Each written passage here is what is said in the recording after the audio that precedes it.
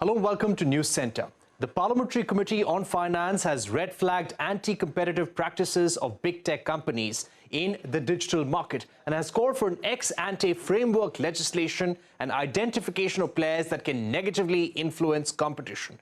The Parliamentary Committee has called for a Digital Competition Act to regulate competitive behaviour in digital markets. The report goes on to say an ex-ante framework is must to evaluate anti-competitive behavior before markets are monopolized. The CCI needs a digital markets unit to strengthen the ability to regulate digital markets, and this ability is lacking right now. Significantly, the committee has said systematically important digital intermediaries must be identified, and they would be made to inform CCI before any mergers and acquisition or concentration. These intermediaries must not use any data not publicly available. The panel has also said that the government must focus on anti-steering, platform neutrality, bundling and tying, data usage and deep discounting. Currently, the CCI is an ex-post framework which kicks in when anti-competitive practices are reported, and we need an ex-ante framework to prevent any moves or actions towards eliminating competition or distorting markets. This is what the report by the Parliamentary Committee has said. Who all deposed before the committee? The Competition Commission of India, the Ministry of Corporate Affairs had testified before the committee. They also demanded this ex-ante framework. The other people who deposed before the committee and testified were the likes of Amazon, Apple, Facebook, Google, also the likes of Paytm, Ola, Swiggy and Zomato. I caught up with Jayant Sinha, chairman of the Parliamentary Panel on Finance and BJP's Lok Sabha MP. I began by asking him about the necessity of an ex-ante framework in addition to the existing competition law. We are taking two very major steps in our competition law framework in the current period, Parikshit. One, of course, is the competition law, which has been amended after 15 years, on which the Standing Committee on Finance has provided its suggestions, and the government is now considering it. We are very much hoping now that we have provided our suggestions and views, that this will get passed in the budget session of Parliament. And that's a very major step forward. After 15 years, there are very substantial amendments that have been made to the Competition Act. The second and equally important set of changes that are being recommended deal with the behavior of systematically important digital intermediaries that are operating in digital markets, and to ensure that we have sufficient competition in these digital markets. We think it's very necessary to have ex-ante regulation. So the Competition Act, the way it is set up right now, is meant for ex post, that is after the fact, abuses of market power. But in digital markets specifically, it's very important to have before the fact ex-ante restrictions on competitive behaviors, because it has been proven time and time again that these important digital intermediaries, digital platforms engage in anti-competitive practices, and they have to be restrained ahead of these practices actually crushing competition in the marketplace. Right. You heard extensive arguments and submissions from the big tech players like Apple, Amazon, as well as Paytm, Ola, and many of the domestic tech companies. What was the view that came out, and why do you feel that there is a need to protect interests of domestic companies? You're right, Parikshit. We held extensive consultations over a full year to speak to both the traditional big tech companies, as they're called, the Apples, Googles, Microsofts, Facebooks, all of these people. We heard their views. We also heard the views of our companies in India's digital ecosystem, which are startups, larger companies as well. You named some of them. We also heard the views of the government, the Competition Commission of India, academic experts that have studied this. And even as we consulted with all of these different stakeholders, we also studied very, very carefully the way in which competition law is evolving around the world. And let me just tell you that in the EU, they've already passed a Digital Markets Act, which is based on the same concepts of identifying systemically important digital intermediaries and then restricting their competitive behavior. But very similar legislation is being considered in the United States, in the United Kingdom, and in other jurisdictions as well. So competition law in digital markets is absolutely evolving in this direction.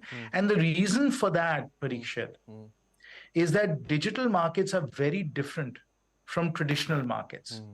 Here, we often see winner-take-all effects, monopolistic outcomes, and because these markets tip so quickly, because there are very powerful size effects, network effects, and so on, it becomes important to ex-ante regulate them, because if you've established dominance in one market, and of course are engaging in unfair practices there, it becomes very easy for you to continue that in adjacent markets as well. So you need a very different paradigm, a very different approach to dealing with digital markets than you do with traditional markets. And which is why, as I said, around the world, competition law is evolving to deal with that.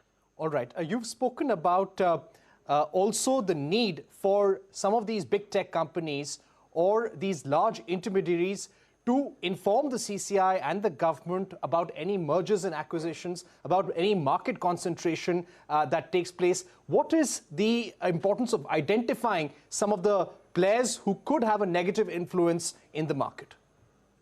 Well, there's a term that's used in digital markets called a killer acquisition. So we don't want big tech companies to make a killer acquisition and kill competition in markets that are evolving. And there are many such examples of that, of course. As you know, YouTube was purchased by Google, WhatsApp was purchased by Facebook.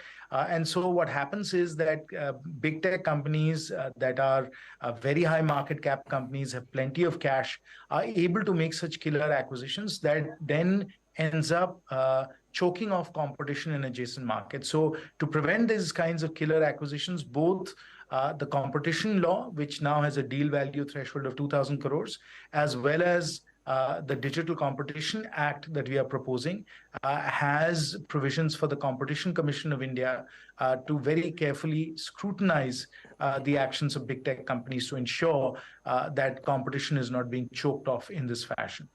Right. You've also flagged at least 10 areas where anti-competitive behavior needs to be checked. Which would be some of the most important there? One of them is an anti-steering provision. Yes, that is correct, Parikshit. In an anti-steering provision, the goal would be to prevent digital intermediaries, digital platforms, to steer people to their own associated services. So a very good example, of course, is the App Store. So both Apple and Android have very large app stores. And right now, the only way largely you can get an app is through their App Store. Certainly with Apple, it's very difficult to buy an app any other way. In Android, there are alternatives, but because of the way the steering is done, most people prefer to buy apps from the Android Play Store. So therefore, these anti-steering provisions are necessary to ensure that customers have choice, that they have a level playing field. But similarly, there are pricing discounting measures that we think are important to keep an eye on. It's very important to ensure platform neutrality. Data usage should also be free and fair. We want to make sure that bundling and tying is not done in such a way that it chokes off competition in adjacent markets. So we've identified 12 of these anti-competitive practices, which have been seen in India. We got many people complaining about them, and they are well established in international competition law as well. So in these digital markets, from these systemically important digital intermediaries, we are seeing these kinds of anti-competitive practices, and therefore it's important as regulators to ensure that we have contestable markets and free and fair choice for consumers, that these kinds of provisions be considered. How important is it to harmonize laws with what's happening globally? And are you urging the government to take a cue from the EU Digital Markets Act and their gatekeepers policy? Harmonization is very important because we want to be able to go to these very important players in our modern 21st century economies, particularly our digital economies, these big tech companies. And we have to tell them that these are being done with the best of intentions to ensure contestability, to ensure fair competition, to ensure consumer choice. And if, various important jurisdictions, of which India, of course, is one of the world's leading digital ecosystems, and the EU, and hopefully other countries like the US as well, all of them come forward and show them, the big tech companies, that there is a way of ensuring free and fair competition, then it's something that we think will get implemented, and will be successfully implemented as well. So building consensus on these issues, particularly for India right now, because of our G20 presidency, where digital public goods and digital ecosystems are a very important priority for us. Building this kind of harmonization, building this kind of alignment is a very important geopolitical priority for us as well. All right, so that was Jayant Sinha, Chairman of Parliamentary Committee on Finance, also telling us that the competition law must be strengthened with a digital markets unit to improve its ability to regulate digital markets. I'm now joined by well-known cyber law expert N.S. Napinai. Ms. Napinai, thank you for being with us. You heard Jayant Sinha there. You've seen the report as well. But give us a sense, is this really the need of the hour? This is a debate going on all across the world. European Union has come up with a Digital Markets Act. The law is evolving in the United States as well. Some aspects of these laws will unfold in the months to come. How important is for India to act as per global practices? There are two parts to your question, Parikshit. So the first one, is this law necessary? Absolutely. Is this the right time for this law? We are already late. So I would say, as in terms of law, whenever we get something to be done, like giving an opinion, etc., the clients will always say, we want it by yesterday. So when it comes to this law also, I would say that we needed it yesterday, not just in the future. So the sooner we get this, the better. And you raised some very critical queries when you were asking Mr. Sinha questions. And one of them is harmonizing the laws. And that brings me to the second part of your question also. Digital by its very nature is something that we need harmonized soft laws ideally to follow. But since there has been a time lag in terms of us getting sufficient soft laws to cover various soft subjects, forget about the hard subjects like cyber crimes, etc., but even soft subjects like this, like a Digital Markets Act, etc. What the best we can do as a national regulatory mechanism is to try and ensure that not only is there harmony in terms of the regulatory frameworks between multiple nations, but that which diverges from it may be an addition, a supplement to it, and not a contrary provision, which will then critically impact enforcement when we are talking about big tech and large players who already are having their presence in multiple jurisdictions. So in doing this, I would say that there is absolutely no harm in drawing from existing legal frameworks, but it should be customized also to the needs of the nation and not just be blindly adapted. Right. So, Ms. Napinai, coming to the point that Jayant Sinha also made and is mentioned very clearly in the report, is identifying companies which can significantly influence the marketplace in the digital sphere. Term them, identify them as systematically important digital intermediaries. Make sure it's mandatory for them to apprise the CCI and the government of any M&As or market concentration that they undertake. Do not use any data that's not publicly available. Submit an annual record to the government as well. How important is this? How feasible is this? Or how right is this in the Indian context? Very long but very critical question. And yes, it's definitely feasible, because if you look at the SEBI Act and how it functions, we have similar provisions for companies which are registered in India in terms of, for instance, you spoke about aggressive takeovers. So when you're doing an aggressive takeover, you must have a disclosure already. There are certain do's and don'ts in terms of what is permissible in terms of takeovers and what is not. The second part of your question deals exactly with similar SEBI provisions for insider trading, right? You cannot use inside information to manipulate markets. So all these are regulatory frameworks which are existing for corporate entities, which are registered in India. In a way, what Mr. Sinha's statement seemed to indicate was that this is being expanded to include big tech, which has a large presence in India, whose actions are going to impact consumers as well as businesses in India, but who may not be amenable to the market laws, which are otherwise applicable to local businesses. So in that sense, in terms of enforceability or feasibility of enforceability, I would say it's definitely workable, it's doable, because it's more of a compliance framework rather than just an enforcement aspect.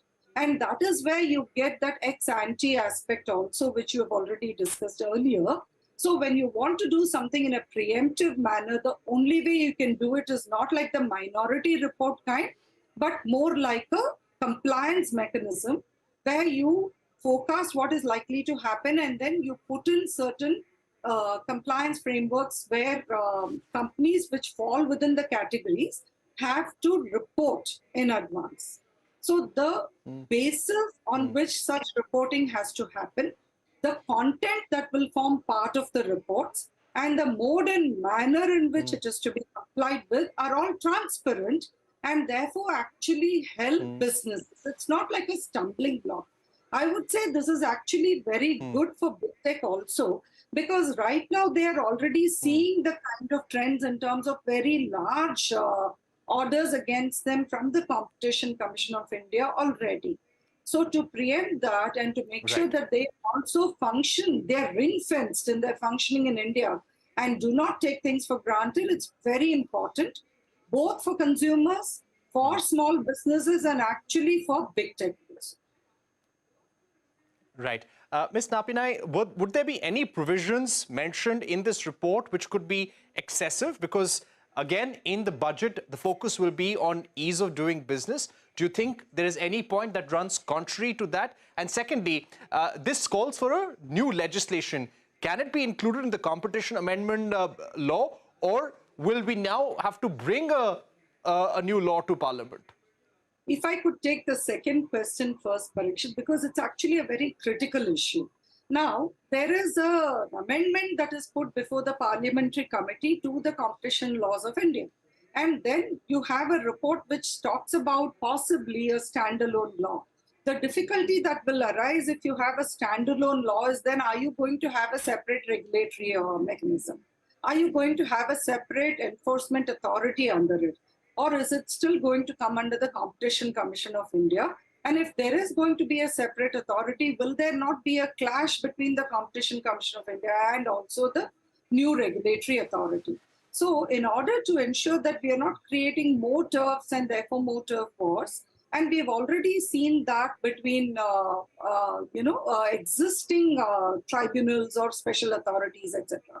So one, I would ideally say that this juncture, since we already have a robust mechanism under the competition laws, we already have seen various cases decided and large awards that have come out, and the competition authority is well equipped to deal with these kind of cases. Additions to the existing competition laws by way of amendments would be preferable instead of starting from scratch in establishing a separate authority. But whilst this may be so, there may be certain aspects of it which may have to be carved out and given to a regulatory authority, not an enforcement authority, but a regulatory authority, which will primarily be the ex-ante provisions, which will be more in the form of a compliance process rather than an enforcement mechanism. So since the competition authority deals with it like the court, I'm just trying to simplify it. Since it deals like, it decides cases, it should not also be the regulatory process which will be setting down the methodologies which the big tech have to comply with. And therefore, that delineation may be available. But to make two parallel competition authorities may not be such a good idea. As far as the first part of your question is concerned, yes, of course, there will be some issues in terms of excesses in terms of the proposals, but that's why that's still pending for consultation and public review and responses, hopefully. But broadly, I would say that the hits far outweigh the misses. All right, so hits far outweigh the misses. Thank you very much, Ms. Napinai, for joining us and telling us what could be the road ahead now that the Parliamentary Committee has presented its report in Parliament. We're going to take a short break here on News Centre. Don't go anywhere. More news and updates on the other side. The winter session of Parliament is set to end tomorrow, a week ahead of schedule. The session commenced on the 7th of December. As of yesterday, the session saw productivity of around 103% in the Lok Sabha and 100% in the Rajya Sabha. According to data compiled by PRS Legislative Research, the monsoon session had yielded a lower productivity of over 40% in both houses. The Centre's winter session agenda included at least 16 bills. However, the Lok Sabha passed 4 out of 6 new bills introduced. These bills are now pending in the Rajya Sabha. Meanwhile, the Rajya Sabha cleared 3 bills that were passed by the Lok Sabha in the previous sessions. One crucial bill that both the houses cleared is the Maritime Anti-Piracy Bill, which provides stringent punishment to those convicted of such crimes. Prime Minister Narendra Modi held a high-level meeting to review the COVID situation in the country. The meeting comes amid a spike in COVID cases in some nations, including China, South Korea, Japan. Health Minister Mansukh Mandavia gave a statement in Parliament. He said the ministry is keeping an eye on the COVID situation and is taking necessary steps. The Health Minister urged that people must use masks and maintain social distancing ahead of the festive season. राज्यों को भी स्थानीय स्तर पर सामुदायिक निगरानी बढ़ाने के लिए और कोविड को नियंत्रित करने के लिए सलाह दी जा रही है। राज्यों को जीनोम सीक्वेंसिंग बढ़ाकर सभी पॉजिटिव केसों का जीनोम सीक्वेंसिंग करने की सलाह दी गई है। आने वाले त्योहार और नए साल को ध्यान में रखते हुए राज्यों को सतर्क रहकर लोगों का मास्क पहनना, हैंड सैनिटाइजर करना, रिस्पायरेटरी हाइजीन का ख्याल रखना और सामाजिक दूरी बनाए रखने की जागरूकता लानी चाहिए। With that, it's a wrap on this edition of News Centre. Don't go anywhere. News continues on CNBC-TV18.